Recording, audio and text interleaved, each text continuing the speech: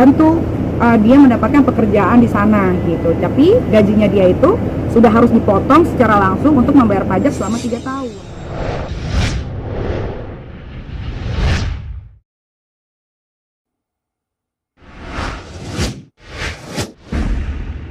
Kemarin kan sempat Bunda Korla bilang aku itu Bukan bunda, dia laki-laki.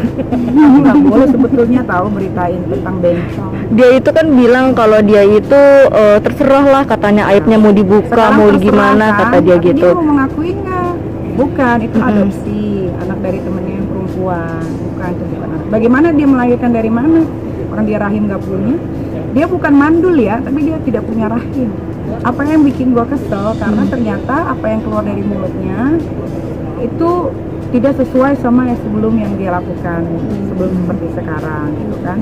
Terus setelah gue cari tahu yang dia bilang katanya uangnya sudah dibelikan Al-Quran, dikasih ke anak yatim pun itu bohong gitu. Makanya gue ini maksud gue gini ya, orang Indonesia ini kalau untuk urusan yatim piatu apa bawa Al-Quran gitu kan simpatinya kan keluar kan, tapi ketika dikasih tahu kenyataan bahwa tidak seperti itu tidak terima gitu kan. Padahal katanya di Indonesia ini gak suka sama LGBT, nggak boleh bencong-bencongan, tapi ini sekarang udah dikasih tahu bahwa dia seorang laki-laki, dia juga ternyata makin kesini kan lah itu makin barbar ya, segala kelamin lah, binatang semua disebut gitu kan, gitu. Udah ya mungkin makin lama kan sifat orang tuh akan terlihat loh gitu kan. Tapi ya gimana ya, namanya kalau orang Indonesia itu kalau diberikan sesuatu yang jujur kadang-kadang susah untuk menerima, tapi nanti juga lambat laun orang bakal kebuka gitu mindsetnya, pikirannya. Harus bodoh nih ya, karena kan dia waktu di Jerman hidupnya kan susah, dia kan tinggal di tempat perkampungan, dia nggak pernah tuh yang namanya euforia kayak di Jakarta, tinggalnya kayaknya segede mobil gue ini deh. Neneknya dibilang kayak gitu. Kerjaan gue ngurusin orang. Iya, jangan bertanya lagi, jangan suka bertanya-tanya. Memang kerjaan gue ngurusin orang yang tahu diri, yang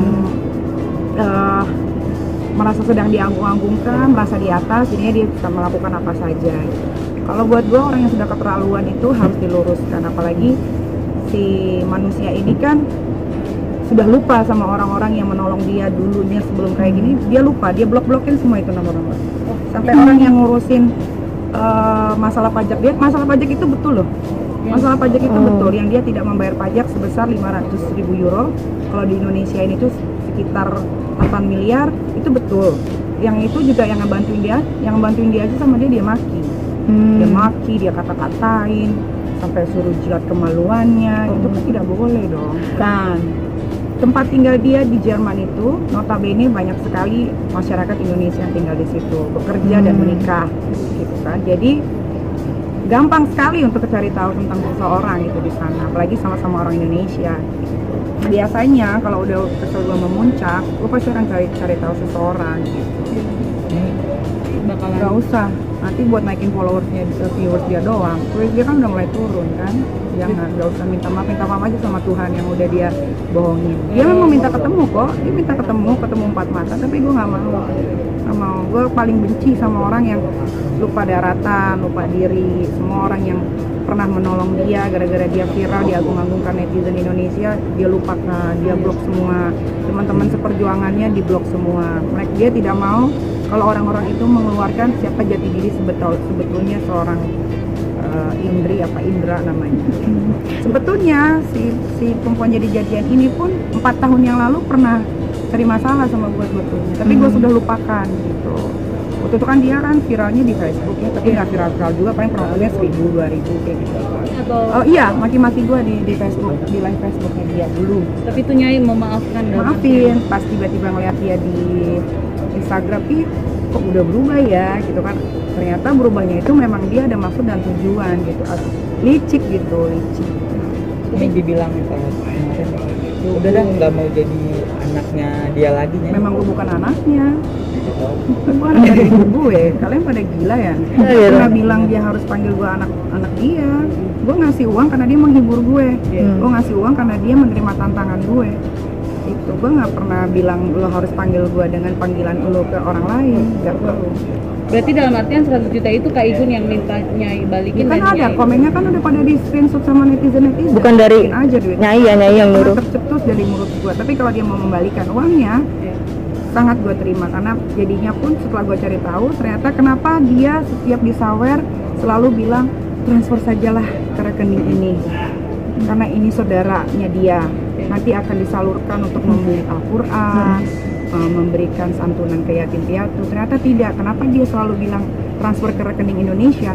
Karena dia mau menghilangkan pajak di Jerman supaya tidak terdetek, tapi tetap dia mau menerima uang dari manapun karena dia punya resident card di Jerman, dia harus melaporkan 1 sen yang dia dapat ke pemerintahan pajak di Jerman.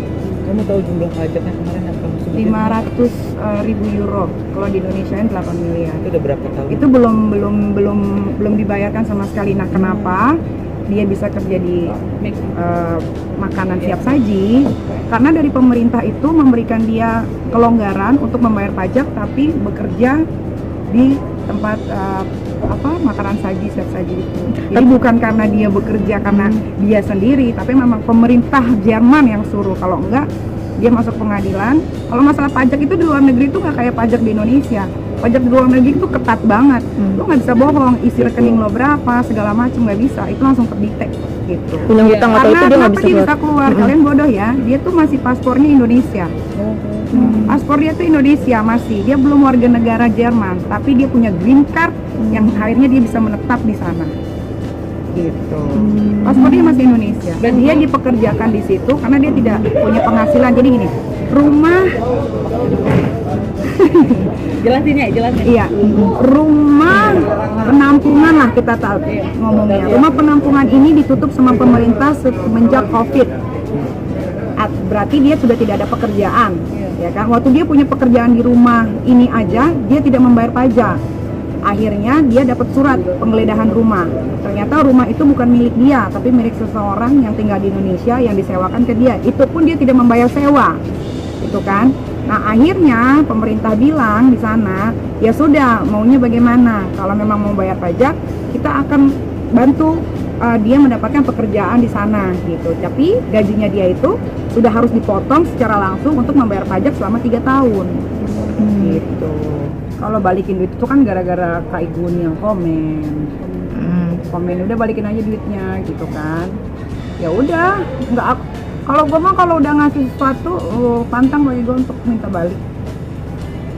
Tapi kalau dibalikin bagaimana? Kalau dibalikin gue tebar, gue bagi-bagi.